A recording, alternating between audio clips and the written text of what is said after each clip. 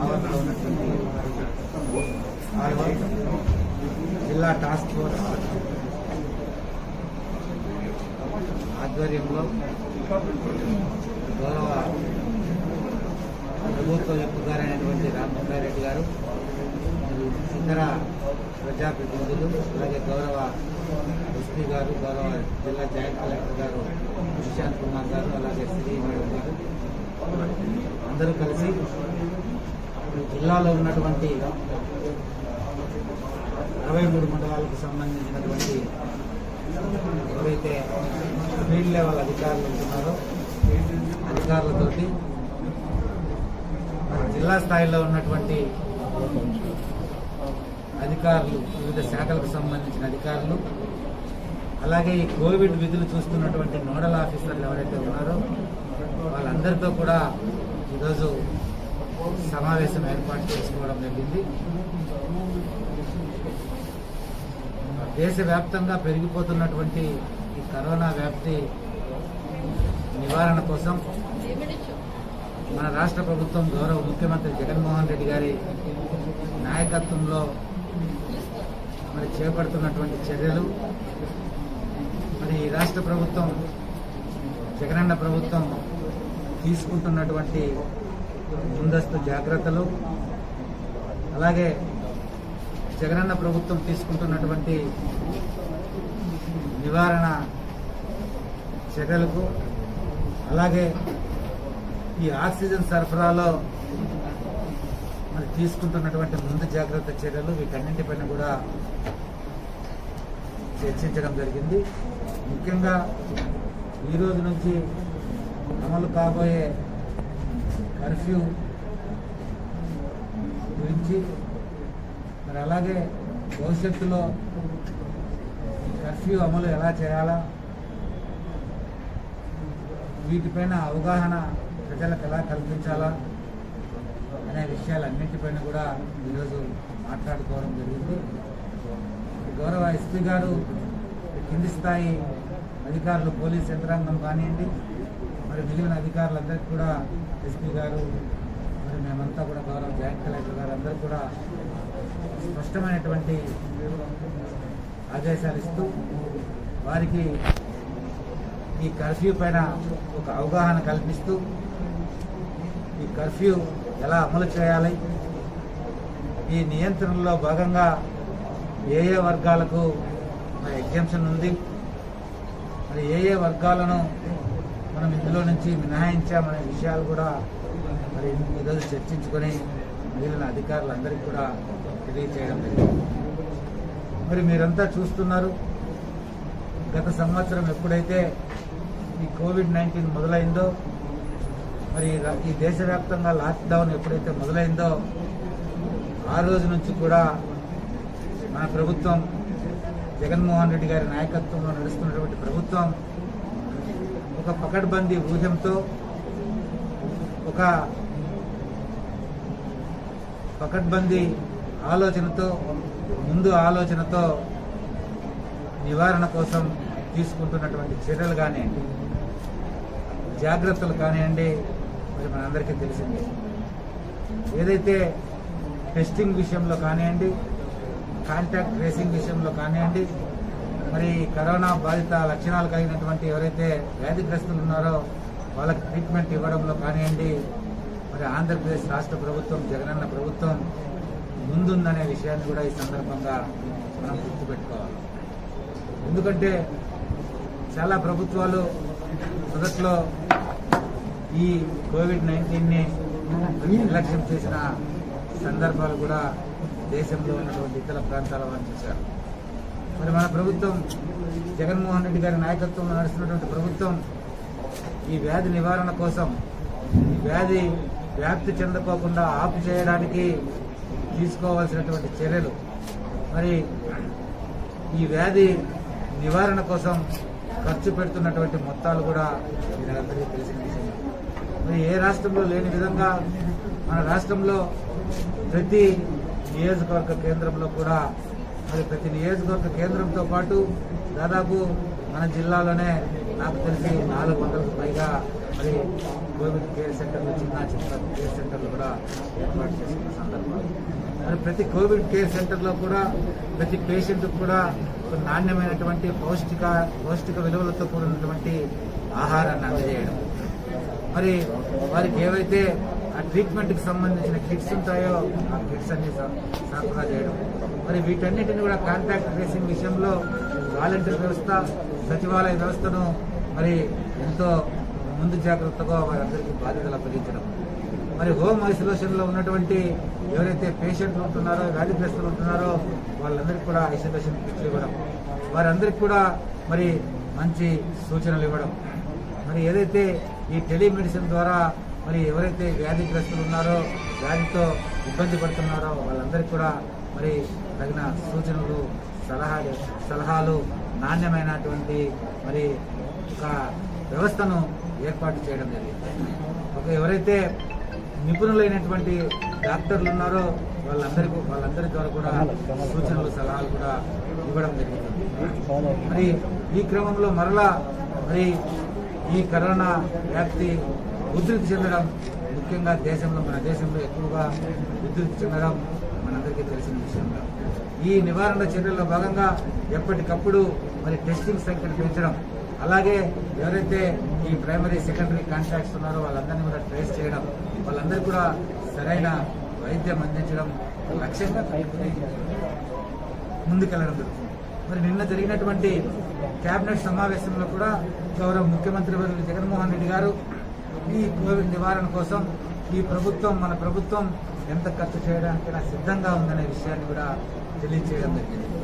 ఎక్కడికక్కడ మరి సరైనటువంటి మరి వైద్యం అందించడంతో పాటు మరి ఎవరైతే వ్యాధిగ్రస్తులు ఉన్నారో వాళ్ళందరికీ కూడా మరి మంచి సౌకర్యాలు కల్పించడం, వాళ్ళందరికీ కూడా సరైనటువంటి వైద్య సౌకర్యాలు కల్పించడం, వాళ్ళందరినీ కూడా మరి వ్యాధి బారిన పడినటువంటి వారందరికీ కూడా మరి మెరుగైన సేవలు అందించి వారందరినీ కూడా వారి ప్రాణాలన్నీ కూడా కాపాడాలనే ఒక ఆలోచనతో కూడా ఈ ప్రభుత్వం ఉన్న విషయాన్ని కూడా తెలియజేయడం జరిగింది.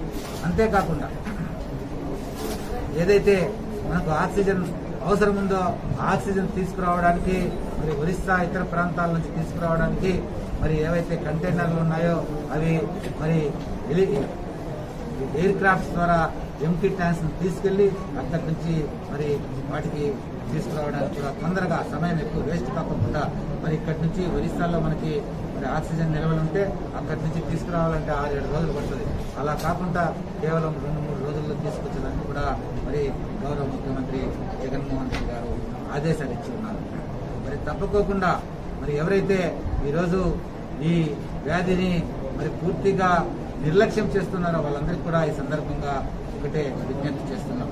మరి తప్పుకోకుండా మరి ఈ వ్యాధిని ఒక దీర్ఘకాలికమైనటువంటి ఈ వ్యాధిని తప్పుకోకుండా జాగ్రత్తలుగా తీసుకుని జాగ్రత్తలు పాటించి ఈ వ్యాధి నివారణకి దోహదపడాలా, కృషి చేయాలని కూడా వాళ్ళందరికీ తెలియజేస్తున్నాం. ఎందుకంటే ఎవరైతే నిర్లక్ష్యంతో వ్యవహరిస్తారో వారు మరి వ్యాధి బారిన పడటమే కాకుండా వారి చుట్టుపక్కల ఉన్నటువంటి ఇళ్ళకు కానివ్వండి, వారితో కలుస్తున్నటువంటి మిత్రులకు కానివ్వండి, వారితో కలుస్తున్నటువంటి బంధువులకు కానివ్వండి ఈ వ్యాధి వ్యాప్తి చెందేదానికి అవకాశాలు ఉన్నాయి. కాబట్టి యువత ముఖ్యంగా ఈ వ్యాధి పట్ల అప్రమత్తంగా ఉండాలని కూడా ఈ సందర్భంగా అందరికీ విజ్ఞప్తి చేస్తున్నారు. మరి ఏదైతే ఈరోజు ఈ ప్రభుత్వం జగనన్న ప్రభుత్వం తీసుకుంటుందో ఈ వ్యాధి నివారణ కోసం, ఈ వ్యాధి వ్యాప్తి చెందకోకుండా ఏదైతే చర్యలు తీసుకుంటుందో ఈ చర్యలకు ప్రజలందరూ కూడా సహకరించాలనే మరి ఈ సందర్భంగా ప్రజలందరూ కూడా నేను విజ్ఞప్తి చేస్తున్నాను. ఈ ప్రభుత్వం జగనన్న ప్రభుత్వం మరి ప్రజా సంక్షేమం కోసం, ప్రజా ఆరోగ్యం కోసం ఎంత ఖర్చైనా వెనకాడదు. మరి ఎటువంటి సౌకర్యాలైనా కల్పించడానికి ఈ ప్రభుత్వం సిద్ధంగా ఉంది. ఎటువంటి ఇబ్బంది లేకోకుండా ప్రజలను ఈ రోగం బారి నుండి, ఈ వ్యాధి బారి నుండి బయటపడేయడానికి ప్రభుత్వం కృతనిశ్చయంతో ఉంది. జగన్మోహన్ రెడ్డి గారు కృతనిశ్చయంతో ఉన్నారనే విషయాన్ని కూడా ఈ సందర్భంగా తెలియజేస్తూ మరి తప్పుకోకుండా మరి ఏదైతే ప్రజా సంక్షేమం కోసం, ప్రజారోగ్యం కోసం గౌరవ ముఖ్యమంత్రి ఈ ప్రభుత్వం తీసుకున్న నిర్ణయం ఏదైతే ఉందో ఈ కర్ఫ్యూ నిబంధనలు అనేటువంటి తప్పుకోకుండా పాటించాలని, ప్రభుత్వానికి సహకరించాలని, మనందరి ఆరోగ్యం కాపాడుకోవడంలో మనందరం కూడా భాగస్వాములు కావాలని కూడా ప్రజానీకానికి అందరికీ కూడా విజ్ఞప్తి చేస్తూ, ముఖ్యంగా అనంతపురం జిల్లాలో ఉన్నటువంటి ఎవరైతే అధికారులు ఉన్నారో వాళ్ళందరూ కూడా టీం వర్క్తో వర్క్ చేస్తున్నారు. గత సంవత్సరం మరి అత్యధికంగా మన ప్రాంతంలో హిందూపురం ప్రాంతంలో మొదలై మరి జిల్లా వ్యాప్తంగా ఎక్కువ కేసులు నమోదైనా వాటన్నింటినీ నివారించడంలో రెవెన్యూ యంత్రాంగం కానీ పోలీస్ యంత్రాంగం కానీ పూర్తి స్థాయిలో పనిచేసి మరి సమర్థవంతంగా పనిచేసి మరి ఎదుర్కోగలిగాం. మరి అదే స్ఫూర్తితో మరి ఈసారి కూడా మరొకసారి మరి ఈ వ్యాధి ప్రబలకోకుండా అన్ని జాగ్రత్తలు కూడా జిల్లా రెవెన్యూ యంత్రాంగం కానీ పోలీస్ యంత్రాంగం మిగిలిన యంత్రాంగాలంతా కూడా మరి వైద్య సేవలకు సంబంధించినటువంటి యంత్రాంగం అంతా కూడా కలిసికట్టుగా పనిచేస్తూ ప్రజలకు మెరుగైన వైద్యం అందిస్తూ ప్రజల ప్రాణాలను కాపాడడమే ఈ ప్రభుత్వం యొక్క లక్ష్యమని కూడా ఈ సందర్భంగా తెలియజేస్తూ ప్రజలందరికీ మరొకసారి విజ్ఞప్తి. DSPs, RDOs, sub collectors, all CAs, all SHOs, sub inspectors అందరూ పాల్గొన్నారు. దీనిలో నోట్ చేయాల్సిన విషయం ఏంటంటే 12 తర్వాత ప్రతిరోజు ఉదయం 6 గంటల నుంచి 12 వరకు రెగ్యులర్ యాక్టివిటీస్ కొనసాగుతాయి. 12 వరకు రెస్ట్రిక్షన్స్ ఉండవు. ఒకే రెస్ట్రిక్షన్ ఉంటుంది, 5గురు కలిసి తిరగకూడదు. ఇప్పటి నుంచి త్రూఅవుట్ 24 అవర్స్ రాష్ట్రంలో సెక్షన్ 144 144 అమలంలోకి ఉంటుంది. కాబట్టి పర్మిటెడ్ టైంలో కూడా ఈవెన్ 12 గంటల వరకు కూడా 5గురు కలిసి తిరగడానికి వీల్లేదు. క్యూలో ఉన్న వాళ్ళు డిస్టెన్సింగ్ మెయింటైన్ చేసి క్యూలో నిలబడితే దీని మీద ఈ రెస్ట్రిక్షన్ అప్లై అవ్వదు. కానీ 5 people should Rome around together. 5 members కలిసి తిరగడానికి వీల్లేదు. సెక్షన్ 144 ఇప్పటి నుంచి అమల్లోకి వస్తుంది. From this second morning 6 to 12 కూడా దీన్ని ఖచ్చితంగా పాటించాలి. 6 to 12 అన్ని యాక్టివిటీస్ ఆపరేట్ అవుతాయి. కానీ 12 తర్వాత అన్ని ఫార్మ్స్, షాప్స్, ఎస్టాబ్లిష్మెంట్, ఆఫీసెస్ ఏమైనా ఉన్నావు దీన్ని ఎగ్జామ్టెడ్ కేటగిరీలో ఉంటే తప్ప అది ఆపరేట్ చేయడానికి there be no permission. Only exempted categories operate అవుతాయి. 12 తర్వాత ఎగ్జామ్టెడ్ కేటగిరీస్ ప్రభుత్వం తరఫు నుంచి కొన్ని క్లియర్ కేటగిరీస్ ఇవ్వడం జరిగింది. దీనిలో సామాన్య ప్రజలకి ఉపయోగంకి వచ్చేది కొన్ని కేటగిరీస్ స్పెసిఫై చేస్తారు. దీనిలో ముఖ్యంగా ఎసెన్షియల్ సర్వీసెస్ కొన్ని ఉన్నాయి. Banks will be operating normal time. అన్ని బ్యాంక్స్ రెగ్యులర్ టైమింగ్ లోనే ఆపరేట్ చేస్తాయి. Print and electronic media, offices plus సిబ్బంది ఆఫీసెస్ ఆపరేట్ అవుతాయి. ఆఫీసెస్ లో పనిచేసే వాళ్ళ సిబ్బంది కూడా వాళ్ళ ఐ కార్డ్ ని చూపించి ఫ్రీగా మూవ్మెంట్ చేయవచ్చు 12 తర్వాత కూడా. దీని తర్వాత పెట్రోలియం ప్రొడక్ట్స్, పెట్రోల్ బంక్స్ కి, ఎల్పీజీ ఏజెన్సీస్ కి, బాటిలింగ్ ప్లాంట్స్ కి, సిలిండర్ డెలివరీ బాయ్స్ మీద ఎటువంటి రెస్ట్రిక్షన్ ఉండదు. వాళ్ళు 12 తర్వాత కూడా ఫ్రీగా మూవ్మెంట్ చేసి వాళ్ళ ఐ కార్డ్ ఖచ్చితంగా చూపించాలి. ఐఓసీఎల్, హెచ్పీసీఎల్, బీపీసీఎల్ ఏదైనా కంపెనీ నుంచి ఉన్నా వాళ్ళ కంపెనీ ఇష్యూడ్ ఐడి కార్డ్ చూపించి ఫ్రీ మూవ్మెంట్ చేయవచ్చు. సో ఎగ్జామ్టెడ్ కొన్ని సర్వీసెస్ ని ఎగ్జామ్ చేయడం జరిగింది. సర్వీసెస్ అంటే ఆ సర్వీసెస్ సంబంధించిన ఆఫీస్, ఎస్టాబ్లిష్మెంట్ ప్లస్ దీనిలో పనిచేసే సిబ్బంది అందరికీ ఎగ్జామ్షన్ ఉంటుంది. సో దీనిలో print and electronic media, IT services, internet services, broadcasting services, petrol pump, LPG, petroleum products, LPG agencies, తర్వాత power generation, transmission, discom companies, transmission companies, water supply మరియు sanitation దీనికి సంబంధించిన establishment offices employees can freely move. వీడి మీద ఎటువంటి restriction ఉండదు. Cold storage, warehousing services, వ్యవసాయ ఉత్పాదాలని store చేయడానికి కోసం ఏర్పాటు చేసిన కోల్డ్ స్టోరేజ్ కానీ వేర్ హౌసెస్ ఇవన్నీ కూడా ఆపరేట్ అవుతాయి. Private security agencies, offices plus private security guards కూడా వాళ్ళ డ్యూటీకి from and to their duty వాళ్ళు మూవ్మెంట్ చేయవచ్చు. తర్వాత ఇండస్ట్రీస్ ఆపరేట్ అవుతాయి with Covid protocol. Industries department ద్వారా మ్యానుఫ్యాక్చరింగ్ ఇండస్ట్రీస్ కోసం ఒక సెపరేట్ ఎస్ఓపి ఇవ్వడం జరుగుతుంది. ఆ ఎస్ఓపిని పాటిస్తూ అన్ని మ్యానుఫ్యాక్చరింగ్ ఇండస్ట్రీస్ కూడా ఆపరేట్ చేయవచ్చు. అగ్రికల్చర్, వ్యవసాయ శాఖ, వ్యవసాయ యాక్టివిటీస్ సంబంధించిన ప్రతి యాక్టివిటీని ఎగ్జామ్ చేయడం జరిగింది. వాళ్ళు కూడా కోవిడ్ ప్రోటోకాల్ ని పాటిస్తూ వ్యవసాయ సంబంధించిన పని చేయవచ్చు. There is no restriction on that. So పల్లె ప్రాంతాలు దీని గురించి ప్రతి స్టేషన్ హౌస్ ఆఫీసర్ అండ్ తహసీల్దార్స్ కూడా క్లారిటీ ఇవ్వడం జరిగింది. అగ్రికల్చర్ ఆపరేషన్స్ లో సెరికల్చర్, హార్టికల్చర్, కాయల్ని మార్కెట్ కి తీసుకువెళ్ళడం ఇవన్నీ ఎగ్జామ్టెడ్ ఉంటాయి. So agriculture operations will be allowed including procurement. ఇప్పుడు ఖరీఫ్ సీజన్ వస్తుంది కాబట్టి groundnut procurement, seed distribution ఇవన్నీ కూడా జరుగుతుంది. That will also be exempted. దీనికి కూడా కర్ఫ్యూ నుంచి ఎగ్జామ్షన్ ఉంటుంది. కానీ నేను and following categories of person అంటే పర్సన్ ఎంగేజ్డ్ ఇన్ నేను చెప్పిన యాక్టివిటీస్ లో ఎంగేజ్ అయిన పర్సన్, తర్వాత గవర్నమెంట్ ఆఫీసెస్ లో పనిచేసిన వాళ్ళు, కోర్ట్స్ ఎంప్లాయీస్, జ్యుడిషియరీ సంబంధిత ఎంప్లాయీస్, తర్వాత doctors and nursing staff, private government ఏదైనా సెక్టర్ లో పనిచేసిన హెల్త్ డిపార్ట్మెంట్ సిబ్బంది, నర్సింగ్ స్టాఫ్ వాళ్ళందరికీ వాళ్ళ ఐ కార్డ్ చూపించి దే కెన్ ఫ్రీలీ మూవ్. వాళ్ళకి 24 అవర్స్ మూవ్మెంట్ మీద ఎటువంటి రెస్ట్రిక్షన్ ఉండదు. ప్రత్యేకంగా వాళ్ళకి మూవ్మెంట్ లో ఎటువంటి ప్రాబ్లం రాకూడదు. దీనికోసం పోలీస్ డిపార్ట్మెంట్ తరఫు నుంచి కూడా ఒక స్పెషల్ నోడల్ ఆఫీసర్ ని అపాయింట్ చేయడం జరుగుతుంది. ఏదైనా ఎంప్లాయీస్ ఎగ్జామ్టెడ్ కేటగిరీలో ఉన్న వాళ్ళు ఎవరికి కూడా ఇటువంటి ప్రాబ్లం వస్తే వాళ్ళు ఇమీడియట్ గా కన్సర్న్ నోడల్ డిఎస్పీని కాంటాక్ట్ చేసి దే కెన్ టేక్ హెల్ప్. తర్వాత హెల్త్ ఫెసిలిటీలో పనిచేసే వాళ్ళ అందరికీ ఎగ్జామ్షన్ ఉంటుంది. Railway station, airports, bus services, ఈ 3 సర్వీసెస్ ఇంకా ఆపరేట్ అవుతున్నాయి కాబట్టి రైల్వే స్టేషన్ నుంచి వచ్చేవాళ్ళు లేకపోతే అక్కడికి వెళ్లేవాళ్ళు or people going to airport కి ఎవరైనా వెళ్తున్నారు ప్యాసింజర్స్, వాళ్ళు వ్యాలిడ్ టికెట్ చూపించాలి. Not just overall excuse, valid ticket చూపిస్తే వాళ్ళు వెళ్ళి మూవ్మెంట్ ని అలౌ చేయడం జరుగుతుంది. So these services are on railway, airport and bus stands. అక్కడ నుంచి వచ్చేవాడు అక్కడికి వెళ్లేవాళ్ళు వీళ్ళందరి మీద కూడా ఎగ్జామ్షన్ ఉంటుంది. ఇంటర్ సర్వీస్, ఇంటర్ స్టేట్, తర్వాత intra state, district to district movement, ఇక్కడ నుంచి ఇతర రాష్ట్రాలకి వెళ్లే వాళ్ళ మీద ఎటువంటి మూవ్మెంట్ రెస్ట్రిక్షన్ లేదు. Okay, so goods movement is specifically exempted. All essential goods which are coming to AP లేకపోతే ఏపీ నుంచి వేరే రాష్ట్రాలకి వెళ్తున్నాయి వీటికి కూడా ఎగ్జామ్షన్ ఇవ్వడం జరిగింది. సో బట్ స్టేట్ బార్డర్ కానీ డిస్ట్రిక్ట్ బార్డర్ సీల్ చేయడం జరిగింది. ఎటువంటి there is no situation like that. Borders will be free. Essential goods కోసం ఫ్రీ మూవ్మెంట్ ఉంటుంది. లోకల్ ట్రాన్స్పోర్ట్ పరిస్థితి ఏంటి, that is also one question being ఆస్. టాక్సీస్, ఆటోస్ వాళ్ళు ఏ టైం నుంచి ఏ టైం వరకు ఆపరేట్ చేయవచ్చు?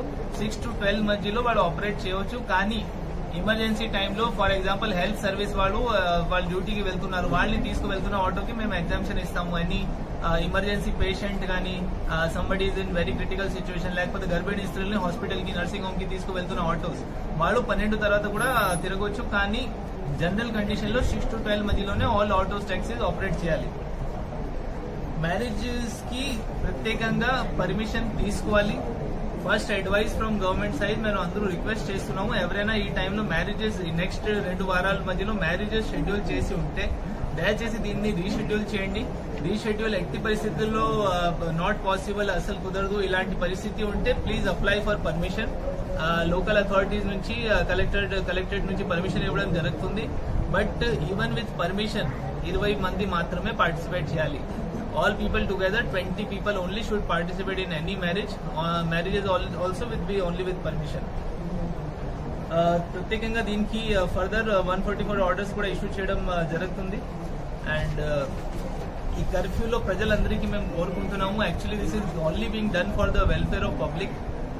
ఎకానమిక్ యాక్టివిటీని ఏ విధంగా కరప్ట్ చేయడం మా ఇంటెన్షన్, మా ఉద్దేశం కాదు. Government is not very much incline, only as a last resort. ఇంకా ఏమి అన్ని అసలు ఫెయిల్ అయినప్పుడు ఈ లాస్ట్ రిసార్ట్ గా ఈ పార్షల్ కర్ఫ్యూని ఇంప్లిమెంట్ చేస్తున్నాము. Because actual fight is not inside hospital, it is outside hospital. Cases విభసంగా పెరిగినప్పుడు 3,000 ప్రతిరోజు 2,500 ఇలాంటి కేసెస్ వచ్చినప్పుడు హాస్పిటల్ మేము ఎంత ఇన్ఫ్రాస్ట్రక్చర్ పెంచినా దీంతో డీల్ చేయలేము. ఎంత ఆక్సిజన్ తీసుకువచ్చినా అది సరిపోదు. కాబట్టి బయట కేసెస్ ని రెస్ట్రిక్ట్ చేయడానికి కొన్ని రెస్ట్రిక్షన్స్ ని పాటించాలి. So for that we request complete cooperation from public.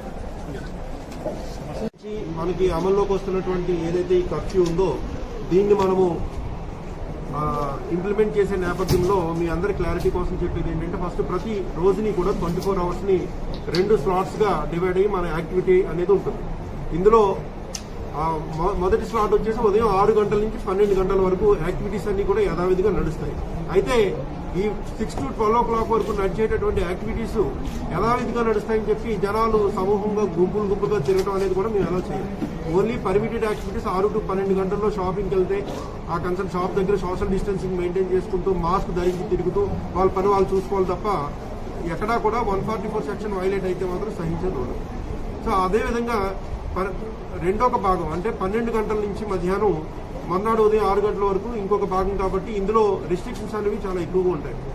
అయితే ఇందులో మనము ఈ యొక్క కర్ఫ్యూని ఇంపోజ్ చేసినప్పుడు ఈ యొక్క అంశాలు మనం 3 డైమెన్షన్స్ లో అర్థం చేసుకోవాలి. ఒకటి, ఏవేవైతే సంస్థలు, షాపులు లేకపోతే ఇండస్ట్రీలు ఓపెన్ ఉంటాయి, ఎవరెవరైతే మనుషులు ఈ యొక్క పీరియడ్లో తిరగొచ్చు, ఏవైతే వాహనాలు తిరగొచ్చు, ఈ 3 డైమెన్షన్స్ లోని కూడా మనం ఈ యొక్క దీన్ని అర్థం చేసుకోవాలన్నమాట. ముఖ్యంగా ఏవైతే అత్యవసర సర్వీసెస్లు ఉంటాయో వాటికి రెస్ట్రిక్షన్స్ ఉండవు. అలాగే డీటెయిల్గా జీవోలో కూడా క్లియర్గా ఏవైతే సర్వీసులు ఎలా చేస్తారో అవన్నీ కూడా ఉన్నాయి. సో దానికి సంబంధించినటువంటి వ్యక్తులు కూడా వాళ్ళు డ్యూటీ పాస్ కానీ ఐడి కార్డు కానీ చూపించి మూవ్మెంట్ చేయొచ్చు. అంతేకాకుండా ఇకపోతే ట్రాన్స్పోర్టేషన్ మీద దగ్గరికి వస్తే 6 to 12 తర్వాత పబ్లిక్ ట్రాన్స్పోర్ట్ అనేది కూడా బంద్. అంటే ఆటోలు, ట్యాక్సీలు అన్నీ కూడా 12 గంటల తర్వాత నుంచి ఎక్కడ కూడా మూవ్మెంట్ చేయకూడదు. దీనికి ఒక ఎక్సెప్షన్ ఏంటంటే ఇప్పుడు ట్రైన్స్లోని ఫ్లైట్స్లోని దిగి వాళ్ళు మళ్ళీ వాళ్ళ ఇంటికి వెళ్తూ ఉంటారు. వాళ్ళ వరకు వాళ్ళ ప్రైవేట్ వాహనాల్లో దిగి వాళ్ళు వెళ్ళొచ్చు. దానికి సబ్జెక్టు వాళ్ళ యొక్క టికెట్ మనం చూసి వెరిఫై చేసి పంపించడం జరుగుతుంది. అయితే ఎట్టి పరిస్థితుల్లోని కూడా మనం అత్యవసర సర్వీసెస్ కానివ్వండి, లేకపోతే ఏవైతే జీవోలో ఎగ్జామ్షన్స్ ఇచ్చారో అటువంటి కేటగిరీస్ అంటే agriculture related activities, industrial related activities, తర్వాత మనకి హాస్పిటల్స్ సంబంధించినటువంటి డాక్టర్స్, నర్సెస్, తర్వాత అటెండర్స్ వీళ్ళు మూవ్మెంట్ చేస్తూ ఉంటారు. హాస్పిటల్ సంబంధించినటువంటి చాలా ఎక్విప్మెంట్స్, లేకపోతే ఆక్సిజన్ ట్యాంకర్స్, సిలిండర్స్, వీటన్నిటికీ కూడా ఇప్పటికే మనం గ్రీన్ ఛానల్ ఇచ్చున్నాం. సో ఇటువంటివి ఎక్కడ కూడా రిస్ట్రిక్షన్స్ లేకుండా మూవ్ చేసుకునే దానికి అన్ని సౌకర్యాలు ఏర్పాటు చేయడం జరిగింది. అయితే గమనించాల్సింది ఏంటంటే ఎవరైతే ఈ యొక్క ఎగ్జామ్షన్స్ ని దృష్టిలో పెట్టుకుని ఎగ్జామ్టెడ్ కేటగిరీలో వాళ్ళే ఎగ్జామ్షన్ దృష్టిలో పెట్టుకుని దీన్ని మిస్యూజ్ చేసే ప్రయత్నం చేసినా, లేకపోతే ఎటువంటి పని లేకుండా బయట తిరిగినా సరే వారి మీద ఖచ్చితంగా డిజాస్టర్ మేనేజ్మెంట్ యాక్ట్ కింద క్రిమినల్ కేసులు కట్టడము, వాళ్ళు తిరిగే వాహనాలు సీజ్ చేసి కోర్టులో పెట్టడము, ఇవన్నీ కూడా చేయడం జరుగుతుంది. ఎట్టి పరిస్థితుల్లోనూ కూడా మనము కరోనా యొక్క కట్టడి చేయడానికి ఇంత కృషి చేసినప్పుడు ప్రజలు అందరూ కూడా సహకరించాలి. ఈ 2 వారాలు కూడా ప్రజలందరూ ముందుకు వచ్చి సహకరించి ఈ యొక్క కర్ఫ్యూని అమలు చేసేదానికి అందరూ కూడా సహకరించాలని కోరుతున్నాము. ఎవరైనా కనుక ఈ యొక్క నిబంధనలు వైలేట్ చేస్తే ఖచ్చితంగా వాళ్ళ మీద క్రిమినల్ చర్యలు తీసుకోవడం జరుగుతుంది. అలాగే క్షేత్రస్థాయిలో ఎక్కడైనా ఎవరికైనా సిబ్బంది ఏదైనా ఫ్రిక్షన్ ఉండి నిజంగా అతను ఎగ్జామ్టెడ్ కేటగిరీలో ఉండి అక్కడ కమ్యూనికేషన్కి అవ్వాలి, అక్కడ ఉన్నటువంటి ఎన్ఫోర్స్మెంట్ టీమ్స్ వాళ్ళని కనుక ఆపితే ఇటువంటి ఇష్యూస్ ని మనం సమన్వయం చేసుకోవడానికి ఒక నోడల్ ఆఫీసర్ని పెట్టడం జరిగింది. ఆయన డిఎస్పీ, ఎస్బీలో పనిచేసే ఎస్బీ డిఎస్పీ ఉమామహేశ్వర్ రెడ్డి. అతని నెంబర్ కూడా మీరు పబ్లిసైజ్ చేయండి, 9440-796-864, 9440-796-864. ఈయన ఎప్పటికప్పుడు ఎవరైనా కనుక ఒక డాక్టర్, ఒక నర్సు ఫీల్డ్లో కనుక ఆపితే ఇమీడియట్గా ఈ నెంబర్కి ఫోన్ చేస్తే స్పాట్లో రియల్ టైంలో అక్కడ ఇష్యూని రిజాల్వ్ చేసి అక్కడ పాసేజ్ అవ్వడం జరుగుతుంది, జెన్యూనిటీ వెరిఫై చేసి. ఇకపోతే ఇంటర్ స్టేటు, ఇంటర్ డిస్ట్రిక్ట్ దీనికి సంబంధించి లాస్ట్ టైం మనం ఓన్లీ లాక్డౌన్ టైంలో ఎసెన్షియల్ గూడ్స్ మాత్రమే అలౌ చేస్తాం. ఇప్పుడు ఎసెన్షియల్, నాన్ ఎసెన్షియల్ సంబంధం లేదు, all kinds of goods vehicles are allowed. అందులో ఎవరికి కూడా డౌట్ లేదు. మీడియా వారికి సంబంధించిన, పత్రిక సంబంధించిన వాహనాలు వెళ్తుంటాయి. So no goods vehicles will be touch. అది ఎసెన్షియల్ కావచ్చు, నాన్ ఎసెన్షియల్ కావచ్చు. ఓన్లీ పబ్లిక్ మూవ్మెంట్ మాత్రం 12 గంటలు దాటిన తర్వాత మళ్ళీ రెస్ట్రిక్షన్స్ అనేవి ప్లేస్లోకి వస్తాయి. సో ఆల్రెడీ మన బార్డర్లోకి వెళ్ళిపోతే వాళ్ళు ఇంటికి వెళ్ళిపోయేదాకా మనం అలౌ చేస్తాము. కానీ 12 గంటల తర్వాత మాత్రం ఇంటర్ స్టేట్ అండ్ అదేవిధంగా ఇంట్రా స్టేట్ బార్డర్స్ అన్ని కూడా క్లోజ్ చేయడం జరుగుతుంది. సో ఈ యొక్క నిబంధనలు అన్ని కూడా ప్రజలకి మీ ద్వారా డీప్ గా తీసుకుపోయి వీటిని ప్రజల్లోకి బాగా తీసుకువెళ్ళి మీరు కూడా బాగా అవేర్నెస్ తీసుకురావాలని చెప్పి కోరుతూ ఉన్నాము. అదేవిధంగా ప్రజలందరూ కూడా